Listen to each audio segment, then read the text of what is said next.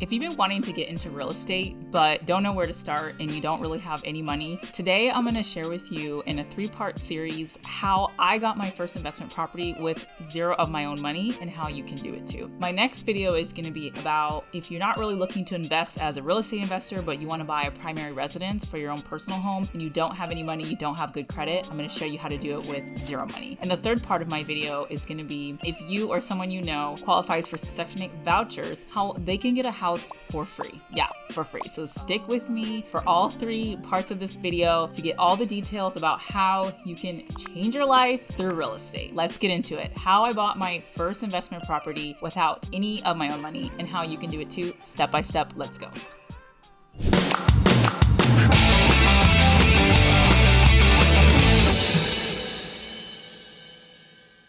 Hi guys, welcome to my channel. My name is Theo, and on my channel we talk all about ways of diversifying our income and investing into our future. And today we're going to talk about my very first investment property in Omaha, Nebraska. Right now it is a successful Airbnb and it grosses about $3,000 a month. And I would not have been able to do that without taking these steps first, which anybody can do, whether you have money or not, whether you have good credit or not. And as long as you follow these steps, you can do it too. And you can be owning real estate as an investment property within the next 6 months, honestly, if you find something. And right now is a really great time to buy a property because since interest rates are going up in many markets, especially mine, there aren't so many people on the market. And winter time is the perfect time to buy a property because really only serious buyers are buying properties in the winter, because most people just don't really want to be going around in the cold to try to buy a house. So it's a really great opportunity to look at this part of the year, and you can get some really good discounts in the winter time. Also, don't be scared of the interest rates going up. If you look historically about the rates of where they've been, they are still at about an average rate. They're not at 3.5%, but we're still hovering around 7%, a little bit under that possibly. At the highest rate, I think it was in the 1970s, it was 16%. So we're definitely not at high interest rates, and you should not let that deter you. You just got to use that interest rate and factor that into your calculations to see if it's a good deal or not. All right, so this is the property I bought. This is my very first investment property. My very first car was yellow, and I only bought that car because it was yellow. It's my favorite color, and this house was yellow, and I really only bought it because it was yellow. I felt like it was the universe telling me this is the house for me. So this was my very first investment property. It's just a single ranch style home in a working class neighborhood.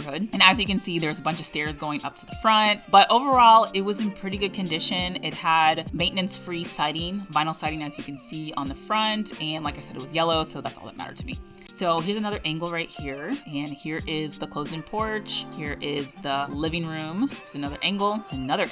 And these are the different rooms here. This is the kitchen. Super cute, very simple. And I want you to take notice of the little details like the archways, the bones of the house. I really loved. It has really high ceilings. Take a look at the floor. It's kind of like a vinyl, but the rest of the home was original hardwood floors. Here's more of the kitchen. Here's the bathroom, and here's some more rooms. This is the laundry room, and this is the back of the house outside, and that's all. As you can see here, I bought this property for $67,000. That's about $41 a square foot. I did buy this in a time that it was during the pandemic, and a lot of people were still scared to buy a house, so I took this opportunity to gain wealth while everyone was frantic and freaking out. I knew the market was going to go up eventually. So as you can see, I bought this for $67,000, and those estimates are not 100% accurate. It is saying $141,000 right now my house is worth, so that's crazy. So it says my rent estimate, which like I said is not 100% accurate. I could be getting $1,350, but with my Airbnb, I'm getting $3,000 gross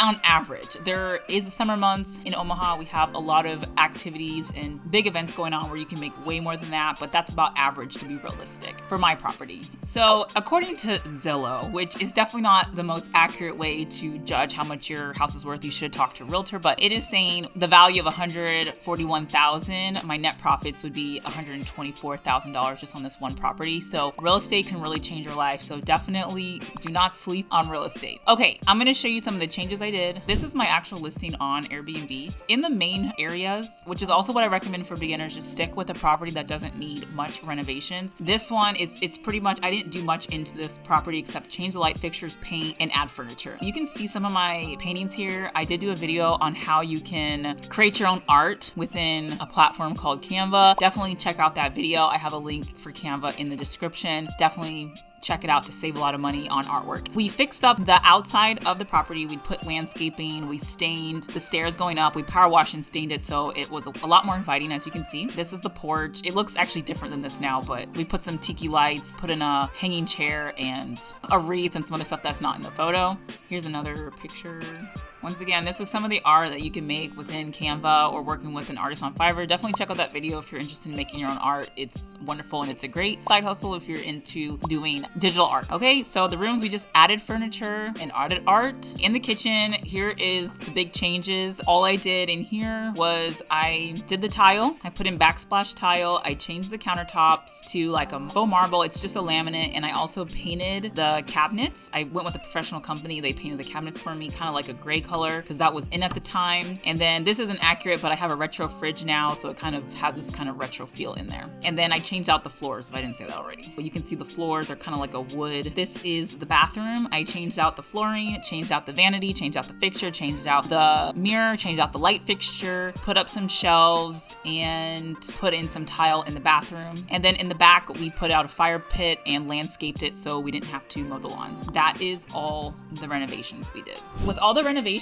I probably spent about $5,000 to $6,000 because a lot of it I did myself. Thanks to having a contractor that I know, I was able to keep costs very low. So I paid about $67,000. I put in $5,000 in labor and into materials. That put me at about $72,000 all in that I needed for my loan, $72,000. But I didn't have $72,000. I didn't have that kind of money, or at least I didn't want to spend that kind of money. So what I needed to do was go find a hard money lender or private money. So a hard money lender is pretty much a company that will lend you money based on the actual project that you have, not based on your income, not based on your credit score, but actually the property you have and how much the property could make. So they lend out money and they have a high interest rate because it's only going to be a temporary loan. It's a bridge loan until you get refinanced. For whatever reason, refinancing is so much easier than buying an actual property. That is definitely the way to go if you don't have a ton of income coming in, or you don't have savings, or you don't have good credit. You are probably wondering what hard money lenders I recommend. I personally recommend a hard money company called Liquid Lending Solutions. This video is not sponsored by them, but I did do a video with one of the partners that you should look up. You can find them. What I really appreciate about Liquid Lending Solutions is they're more of like a smaller business. It's not like Bank of America where you are just one out of thousands and thousands of people. It's still a relatively small company. They know the address of all the houses, they know all the projects, they know all the people, and they're genuinely wanting you to succeed. So I really do recommend them. I had a friend go through them and was able to purchase his first duplex, and he's a young guy, and they're honestly just genuine people. I'm not sure if they lend in all 50 states, so definitely check out their website and see if they do, if you're looking for hard money. But if not, just Google in your area local hard money lenders. They will come up and expect to pay around 18 to 20%. That sounds really high, but your goal is just to be in and out quickly. You're not going to hold the loan more than 6 months. So to not have any of your money into it, it's actually a really good deal. And not only will they pay for your purchase price, they'll also pay for your construction costs. As long as you have all your ducks in a row, it's really, really a great way to go if you can't go the traditional route. That's what I did, y'all. The first thing I did was I found the property. I contacted a contractor to see how much it would cost. I figured out what I wanted to do. Definitely stick to cosmetic repairs. Cosmetic repairs mean anything that's just superficial. You're not moving walls. You're not changing the structure of the house. You're not working on the foundation. You're dealing with paint, flooring, fixtures. That's it. Stick with that and you should be good. Once I had a bid from the contractor and I had my property picked out, I went to the hard money company, which for me was a private money, and show them what the house costs, what your projected construction costs are going to be. Add 20% onto that, what you want to do with the property, how much future rents are going to be, and how much you're going to be making. And then with that, they're going to run the numbers and see if it's a good deal for them, and then they lend you the money. Then your goal is to get in and out, get the construction going, and hopefully be in and out within 1 to 3 months. But 6 months is definitely pretty normal, so don't worry if it takes about 6 months. After that, once you have some equity in the home because you put a little bit of work into it and you brought value to the property, you're going to take that property to a bank and then refinance. refinance. Like I said, it's way easier to refinance a property than it is to buy. I do not know why, but it is. So I was able to refinance without any problem. I had a problem buying the property, but not refinancing. So like I said, hard money lenders generally are not going to be looking at your credit score, at your income. They want to know how this property is going to work, how much money it's going to bring in, how much it's going to appreciate in value due to the work you're doing, and that's pretty much it. There's a real life example of how I bought my very first rental property. It is still a successful Airbnb and anybody can do it. So definitely give it a try. Hopefully this gives you encouragement. Let me know down in the comments if you have any questions or any encouragements for me. Give this video a big likety-like. Subscribe to my channel if you haven't already. Hit the notification bell and I will see you in the next video. You're not going to want to miss it. Bye.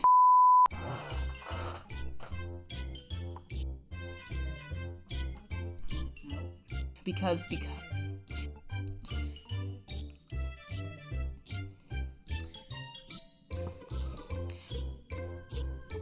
whatchamacallit. Okay, let's get into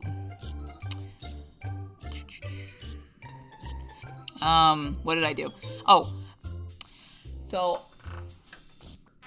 how do I want to say that?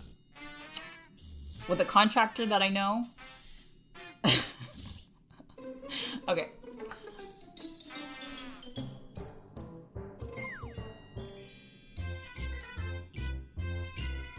Wait.